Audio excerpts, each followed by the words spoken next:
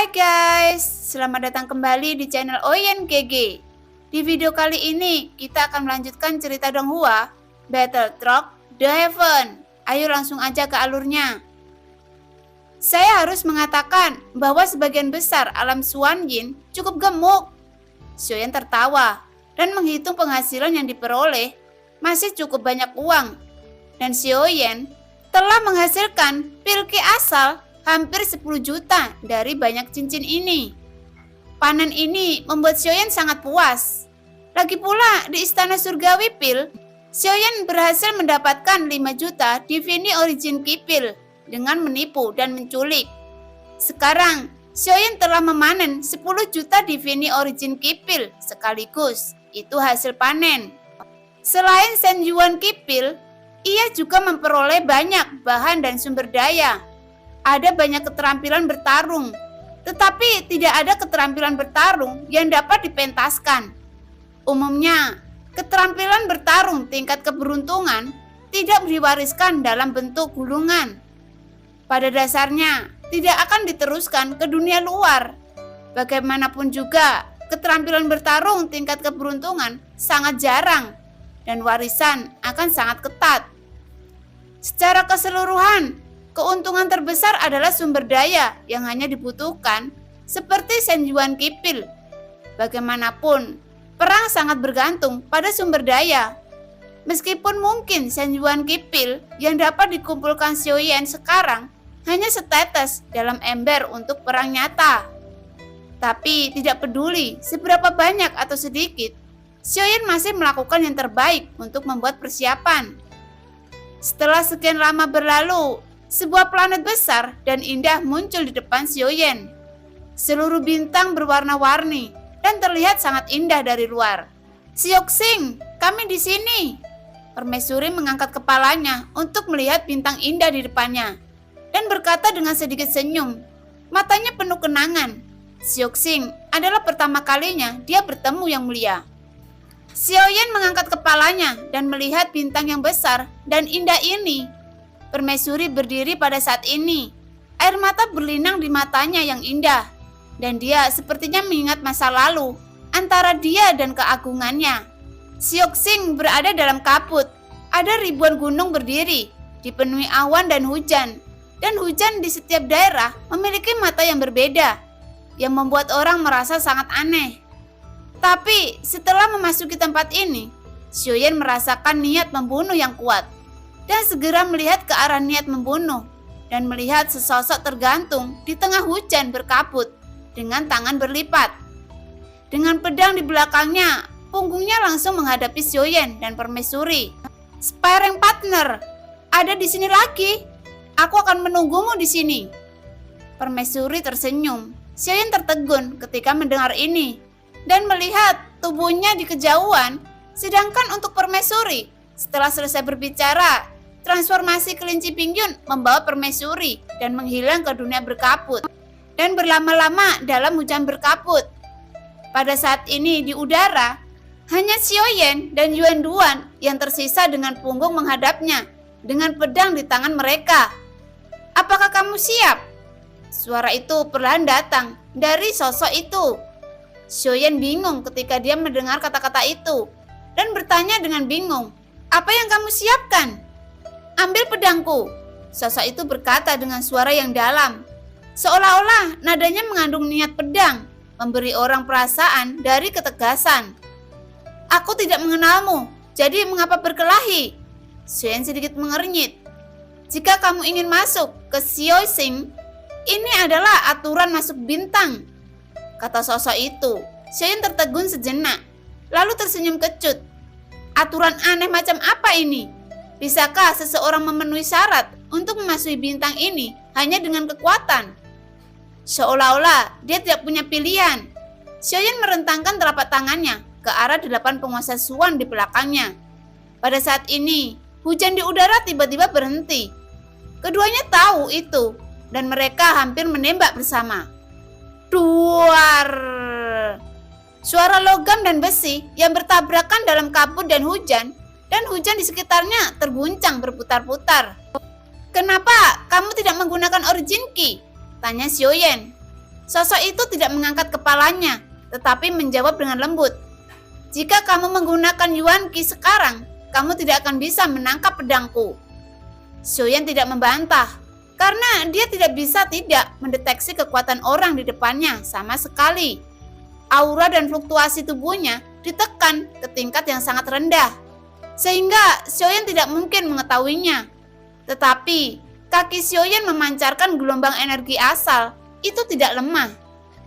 Tapi lawan memblokirnya dengan pedang yang sangat biasa. Dan dia mungkin setidaknya Dewa Petarung bintang 9 puncak yang bisa menerima serangan Xiaoyan dengan begitu tenang. Permaisuri, mungkinkah rekan latihannya agak keluar jalur? Ini terlalu kuat. Xiaoyan tersenyum kecut di dalam hatinya. Ini benar-benar melampaui ruang lingkup kemampuannya untuk menghadapinya. Pada saat ini, pedang itu sangat cepat dan melayang di tempat di mana tenggorokan Xiaoyan berjarak tidak lebih dari 2 jari dengan kecepatan yang tidak terlihat oleh mata telanjang. Beraninya kamu mengganggu selama pertempuran, kata sosok itu dengan tajam. Xiaoyan menelan seteguk air liur. Pupilnya tiba-tiba menyusut dan segera menjauhkan diri darinya. Tetapi sosok itu mengejarnya. Namun pedang panjang di tangannya tidak terlalu besar. Ada begitu banyak trik cantik dalam tebasan, dan tebasan sederhana itu membuat Xiaoyan menderita. Terlalu lemah, itu membosankan. Sosok itu mengayunkan pedangnya lagi, dan Xiaoyan memotong helai rambut. Helaian rambut mandek dan kemudian pecah sedikit demi sedikit. Kontrol atas kekuatan semacam ini telah mencapai tingkat yang sangat halus. Senior abadi, jadi Anda secara alami tak terkalahkan. Xiaoyan tersenyum kecut. Aku tidak menggunakan kekuatan keabadian barusan. Sebagai Dewa Petarung bintang 7, kamu tidak luar biasa. Sosok yang memegang pedang memandang Xiaoyan dan menggelengkan kepalanya dengan kecewa. Senior, tolong beritahu saya. Xiaoyan segera mengepalkan tinjunya. Sosoknya menatap Xiaoyan tanpa mengucapkan sepatah kata pun. Pedang panjang di tangannya berputar, lalu menggantung di udara, menginjak pedang terbang dan menghilang ke dalam hujan tebel kabut. Xiaoyan menggaruk kepalanya tanpa daya. Dia tidak berharap dibenci oleh orang lain karena bakatnya. Ini adalah sesuatu yang tidak pernah diharapkan Xiaoyan. Itu langsung memukul kepercayaan diri Xiaoyan.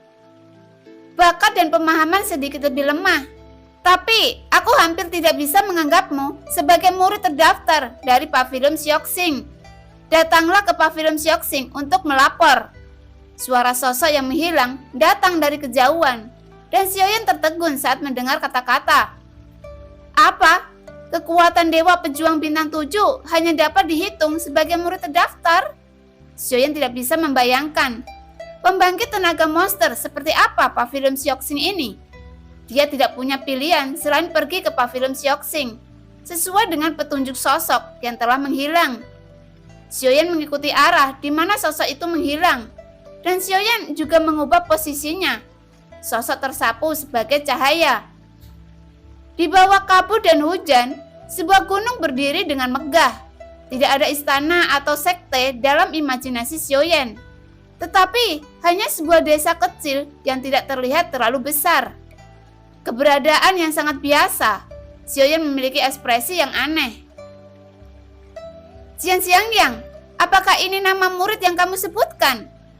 Tidak lebih dari 10 orang di seluruh desa, dan mereka semua berkumpul, menatap Xiaoyan dengan rasa ingin tahu. Sosok yang menindas Xiaoyan sebelumnya bernama Jian Xiangyang, dan dia mengangguk perlahan. Nak, kamu harus bekerja keras untuk menjadi murid inti. Seorang pria tertawa. Xiaoyan melihat sekeliling, merasa sangat bingung. Jika tebakanku benar, aku pasti bukan satu-satunya murid di Pavilion Sioxing yang megah ini kan? Xiaoyan tidak bisa melihat sosok yang muncul ini. Pria ini sangat pintar. Jian Xiangyang, apakah Anda meremehkannya? Bagaimana tingkat kecerdasan ini dapat dihitung seorang murid inti adalah benar? Pria itu tersenyum. Xiaoyan memiliki garis-garis hitam di seluruh kepalanya, dan saat ini dia merasa terhina. Kalau begitu, setelah Kongmeng, dia akan memintamu untuk melatihnya. Pada saat ini, di belakang kerumunan, Permaisuri berjalan perlahan, menatap Xiaoyan dengan senyum di wajahnya. Tidak masalah, jangan khawatir tentang permaisuri, aku akan melatihnya dengan baik. Kong Meng segera menepuk dadanya yang tebal dan berkata dengan serius. Namun, pelatihan saya sangat ketat, saya hanya tidak tahu apakah dia bisa menanggungnya. Mata Kong Meng berangsur-angsur dipenuhi dengan permusuhan. Kalau begitu, aku akan berterima kasih padamu, senior. Kuharap senior tidak akan menyerah di tengah jalan.